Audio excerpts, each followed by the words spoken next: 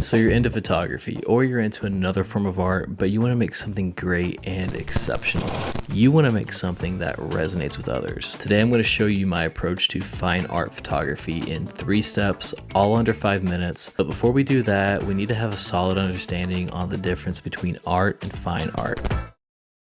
Now, these are very subjective forms of expression, so my understanding might be different than your understanding, but that's totally okay. With that said, for the sake of this video, art is a way to communicate and express a distinct perspective of the world. It's a way to share ideas, to create new ones, share emotions and experiences, and a way to give others the opportunity to feel something. Fine art will go deeper by focusing more on the beauty, the expression, and highlighting the originality of its craftsmanship. And with photography, fine art focuses on composition, light, and subject matter to create something absolutely compelling. I approach fine art photography by starting with step 1, preparation.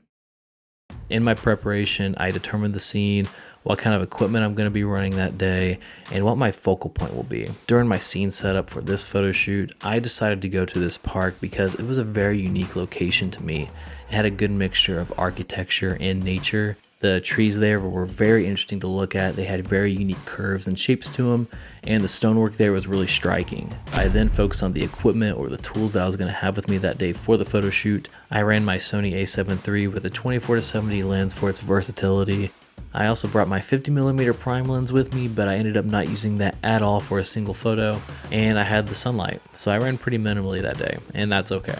After I had my equipment determined, I then focused on the model of the photo shoot, and I wanted to have something that was elegant to look at. For this photo shoot, our model was Leah. She works for the Cincinnati Circus as someone who dances and does contortion, and I saw her unique flexibility as the perfect element for the type of photos I was wanting to make. After the preparation's done, we move on to step 2, shooting and live adjustments.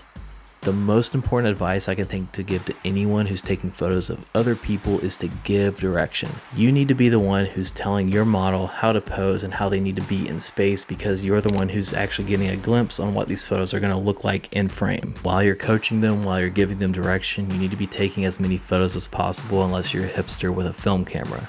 Then you need to take your time because you're very limited on what you can do. But you need to be taking as many photos as possible because you never know when you're going to get that unique perspective or that unique photo. While you're taking all these photos, you're taking all these thousands of photos, be sure to, like, here and there you show your model or you show the person involved what these photos are looking like, because yes, it's important to show them and have that clarity of, hey, this is how the photos are turning out. But then also while you're doing that, they actually might be able to provide some insight and share some of their vision, which is very valuable as a photographer to have. Moving on to step 3, editing and final touches. When you get home, get your favorite snack. For me, it's an orange or a protein bar, and start going through all these photos. See what resonates with you based on the original purpose of the photo shoot, but then see what speaks to you as a photographer and as an artist. These are going to be your key photo edits. When you're editing, don't be afraid to experiment. Don't be afraid to slide that slider to the complete right side and just to see what it looks like, or to try that filter as a base and then just adjust it from there. So this photo here of her hanging upside down from a tree started out like this, but then it changed into this mystical photo. Taking photos is always going to be special. There's always going to be people who are excellent at taking photos. I am way more interested and I have way more fun actually making the photos. I'm more interested in the photos that was created by someone who just wanted to make how they see the world.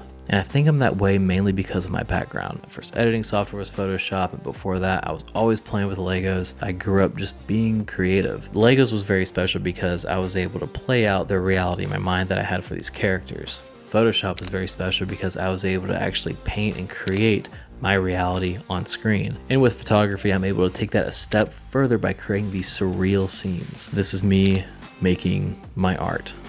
And I want you just to see the way I go about doing things and be inspired to make your own art. This is my approach to fine art photography. If you like this video, or if you learned something new, or if you just had a good time watching this video, go ahead and crush that like button. That's going to help me out a lot.